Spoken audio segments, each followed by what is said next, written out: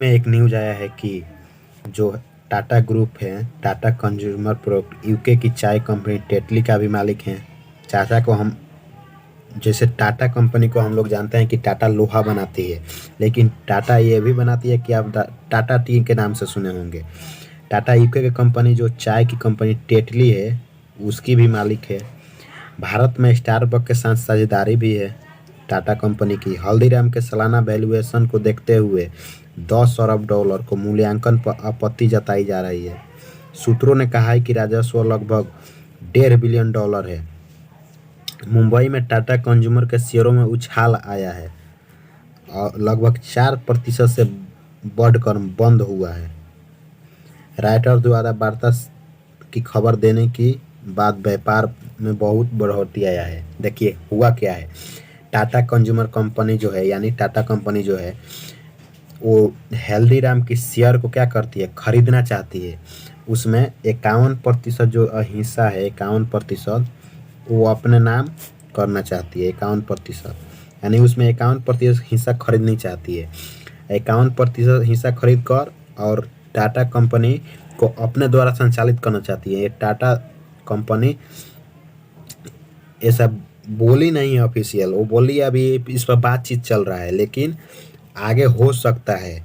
आपको बता दें कि ये जो हल्दीराम कंपनी का वैल्यूएशन है वो $10 अरब है। $1.5 बिलियन एनुअल है, यानी राजस्व लगभग जैसे कि $1.5 बिलियन एक साल में जो $1.5 बिलियन उसका स्टॉक मार्केट है, मतलब शेयर मार्केट है। तो उसले उसको जैसे कि 6 गुना किया जाता है, यानी 6 से गुना किया जाता है, वो $10 अरब के लगभग आता है। तो ऐसे देखा जाता है। तो जो टाटा कंपनी है वो खरीदना चाहती है उसका शेयर 51%, यही खबर है। संभावित अधिग्रहण टाटा के लिए एक रोमांचक अवसर प्रतिनिधित्व करता है। व्यक्ति ने कहा है कि टाटा उपभोक्ता के एक चाय कंपनी के रूप में देखा जाता है। टाटा को क्या देखा जाता है कि एक चाय कंपनी है और लोहा बनाती है। हल्दीराम उपभोक्ता क्षेत्र में बहुत बड़ा है और इसका बाजार व्यापक है। चर्चाओं के प्रत्यक्ष जानकारी वाले एक तीसरे व्यक्ति ने टाटा ने कहा कि 51% जो हिस्सा है खरीदना चाहता है, लेकिन उसने हल्दीराम से कहा है कि इसकी पूंछ बहुत ऊंची है। यानी कि हल्दीराम से कहा है कि अभी इसमें बहुत काम बाकी है, अभी इसमें बहुत से जो सेटलमेंट है यानी कि दोनों के बीच बातचीत है, उस पर बात चलेगा, उसके बाद होगा। लेकिन ये छोटी सी एक खबर निकल के आई कि ऐसा हो सकता है फ्यूचर में। हल्दीराम्स के बारे में इसका हिस्ट्री जानते हैं, हिस्ट्री ऑफ हल्दीराम्स के बारे में देखिए। परिवार द्वारा संचालित हल्दीराम शुरुआत की एक छोटी सी दुकान से हुई 1937 और यह अपने कुरकुरे भुजिया नाश्ते के लिए प्रसिद्ध है जो इतने में बिकते हैं। माप एंड पॉप स्टोर्स पर ₹10 से भी कम इसके हैं। भारत के $6.2 बिलियन के नमकीन नाश्ते में इसकी लगभग 13% हिस्सेदारी है।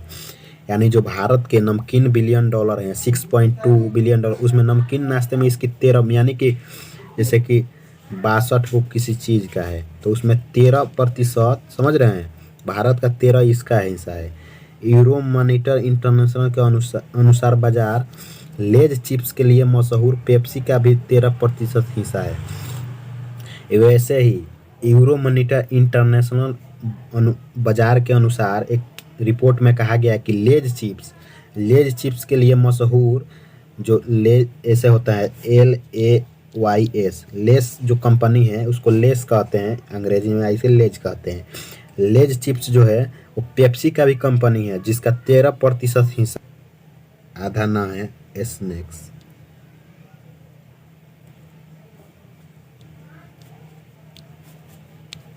स्नैक्स विदेशों बाजारों में सिंगापुर और संयुक्त राज्य अमेरिका कंपनी के पास स्थानीय बिक्री करने वाले लगभग 150 रेस्टोरेंट है।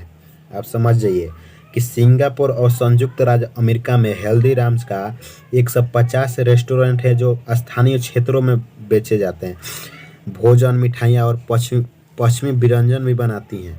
आप समझ जाइए जैसे हल्दीराम का जो स्टॉक मार्केट है बहुत ही दूर तक है फैला हुआ है, पूरी दुनिया में फैला हुआ है, ऐसा बोल सकते हैं। टाटा के लिए क्या एक अच्छा अवसर है, इसके बारे में जान लेते हैं। टाटा उपभोक्ता जो नमक, दाल और मिनरल वाटर के लिए बेचता है। पिछले वित्तीय वर्ष में 1.7 बिलियन का राजस्व था, यानी कि 1.7 बिलियन का एनुअल उसका जो शेयर मार्केट है, यह टाटा समूह का अपेक्षाकृत छोटा हिस्सा है, यानी कि हल्दीराम से बहुत छोटा है, जिसका कारोबार फैला हुआ है। ऑटो, विमान, होटल और जो संयुक्त पिछले वर्ष 144 बिलियन डॉलर का राजस्व था। आपको बता दें कि ये सब लोग जानता है कि टाटा लोहा बनाती है, विमान बनाती है, होटल बनाती है और संयुक्त रूप से बहुत चीज़ बनाती है, जिसका 144 बिलियन डॉलर का एनुअल वार्षिक था। हल्दीराम्स का पीछा करने से टाटा काफ़ी विस्तार होगा, उपभोक्ता उत्पाद पहुँचेंगे। देखिए, हल्दीराम्स का पीछा करने से यदि हल्दीराम्स इसमें मिल जाती है, टाटा से मिल जाती है, तो टाटा कंपनी के द्वारा बहुत बड़ा विस्तार हो जाएगा इसका। समझ रहे हैं, 144 बिलियन डॉलर, ये खाद फूड में 1.7 बिलियन डॉलर। तो ये देखिए, लोहा ये सब में कितना उछाल है, तो इससे मिलेगी तो टाटा का इस सब में बहुत फैला हुआ है, इसलिए बहुत आगे तक हल्दीराम्स का शेयर जाएगा।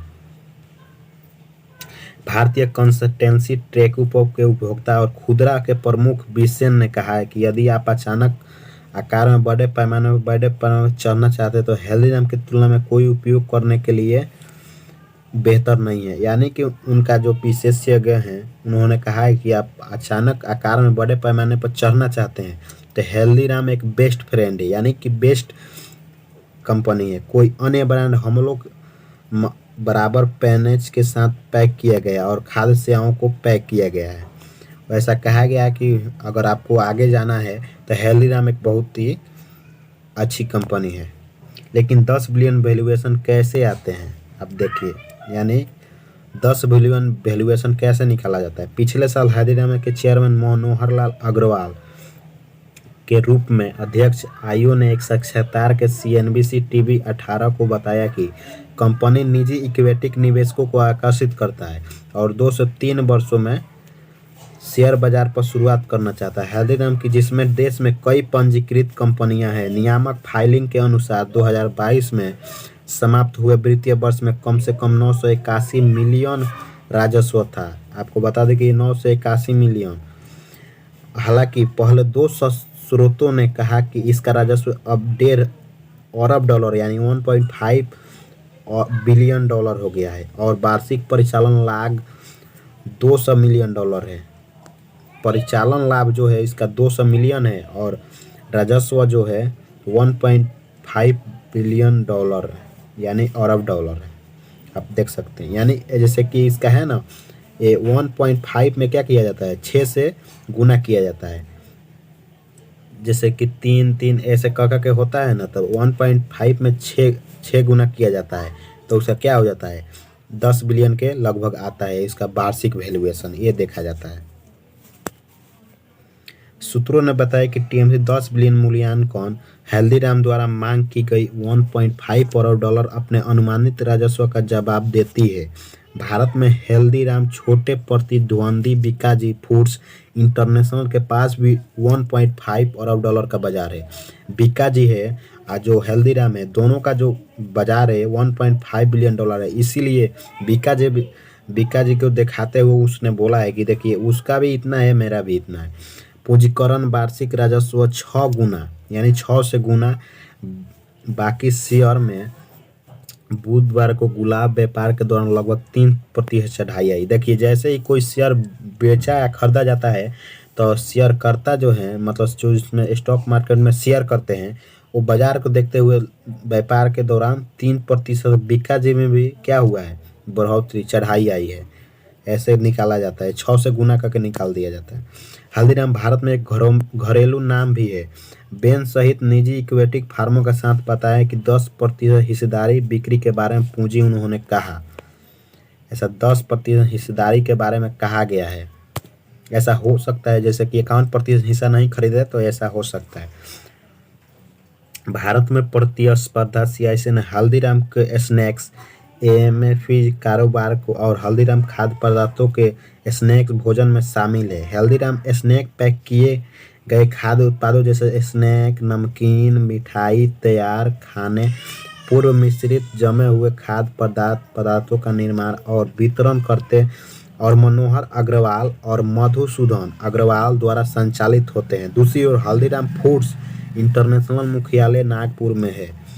हल्दीराम जो फूड खाना बनाती हैं वो है, उसका मुख्यालय कहाँ है? नागपुर में। और कामपाल नगर शिवकालीन अग्रवाल इसकी काम्पल मार शिवकिशन अग्रवाल इसकी अध्यक्षता करते हैं। देखिए भारत स्पर्धा में जैसे हल्दीराम है तो चिप्स बनाती है, नमकीन बनाती है, मिठाइयाँ बनाती है, तरह तरह के ऐसे मिठाई बनाते हैं। तो इसकी जो एथी करते हैं वो क्या कहते हैं, मधुसूदन और मनोहर लाल अग्रवाल करते हैं मिलकर। और जो हल्दीराम जो है फूड भी बनाती है। फूड इंटरनेशनल मुख्यालय जो कहाँ है? नागपुर में। इसका अध्यक्षता कौन कहते हैं? काम्पल मार शिवकानी अग्रवाल करते हैं जो नागपुर में है। तो हल्दीराम दो प्रकार के पदार्थ बनाती है, एक नमकीन जैसे मिठाई उठाई और एक खाने वाले चीज़। इसी के बारे में इसमें जानकारी है। आप ऐसे ही इन्फॉर्मेटिव वीडियो को लिए हमारे चैनल से जुड़ जाएं और चैनल को शेयर करें ताकि और लोगों के पास ऐसी जानकारी पहुंचे। जय हिंद।